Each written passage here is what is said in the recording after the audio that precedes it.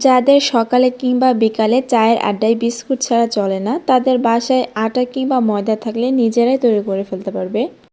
আসসালামু আলাইকুম everyone, welcome to আলোর মিনি কিচেন। আশা করছি আমার রেসিপিটা আপনাদেরকে অনেক ভালো লাগবে। সেজন্য প্রথমেই নিয়ে নিচ্ছি 1 কাপের মতো ময়দা, চাইলে আটাটাও ব্যবহার করতে পারেন। দিয়ে দিচ্ছি 1/3 কাপের মতো সুগার পাউডার। চিনিটাকে গুঁড়ো করে নিতে হবে, না হলে কিন্তু মিশবে না। দিয়ে দিচ্ছি সামান্য পরিমাণে লবণ আর দিয়ে দিচ্ছি 1 চা চামচ বেকিং পাউডার। শুকনো উপকরণগুলোকে আমি একটু ভালো করে মিশিয়ে নেব। মিশিয়ে নেওয়া হয়ে গেলে এখানে দিয়ে দিচ্ছি রেগুলার রান্নার সাদা তেল 1/2 কাপের মতো। এগুলোকে হাত দিয়ে আমি ভালো করে একটু মিশিয়ে নেব। এখানে কোনো রকম পানি ব্যবহার করা যাবে না।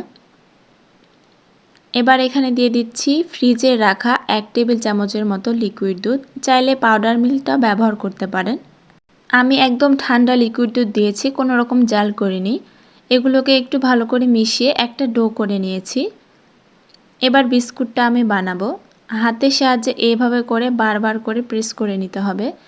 বিস্কুট বানাতে গেলে যদি কোনো রকম শক্ত মনে হয় তাহলে এখানে আরেকটু তেল ব্যবহার করতে পারবেন। এইভাবে গোল করে নেওয়ার পর 2 হাতের তালুর মাঝে এভাবে করে আস্তে আস্তে করে প্রেস করে নেব। এইভাবে হাত দিয়ে ভালো করে গোল গোল করে ঘুরিয়ে নেব, না হলে কিন্তু বিস্কুটটা ফেটে যাবে আর না হয় ভেঙে যাবে। এভাবে করে আমি সবগুলো বিস্কুট তৈরি করে নিয়েছি। আর এদিকে আগে থেকে প্লেটে তেল মাখিয়ে নিয়েছিলাম। এভাবে করে সবগুলো বিস্কুটকে আমি দিয়ে দিচ্ছি। এবার একটা চামচ দিয়ে বিস্কুটের মাঝখানে এভাবে একটু গর্ত করে দিচ্ছি। এবার দিয়ে দেব কিশমিশ। চাইলে চীনাবাদাম, কাঠবাদাম কিংবা যে কোনো কিছু দেওয়া যেতে পারে, অথবা না দিলেও কোনো সমস্যা নেই। আমার বিস্কুটটা বানানো হয়ে গেছে। এইদিকে চুলায় কড়াই বসিয়ে 10 মিনিটের জন্য ফ্রিহিট করে নিয়েছি। এবার একটা স্ট্যান্ড দিয়ে দিচ্ছি।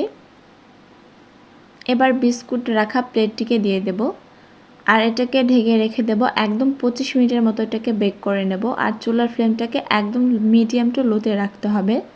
25 মিনিট পর ফিরে আসলাম। মাশাআল্লাহ, বিস্কুটটি তৈরি হয়ে গেছে। এটা গরম গরম কখনোই নামাতে যাবেন না, এটাকে ঠান্ডা করে নিতে হবে। 1 ঘন্টার মতো ঠান্ডা করে নিয়েছি। এবার বিস্কুটটাকে নাইফ দিয়ে একটু ছাড়িয়ে নিচ্ছি।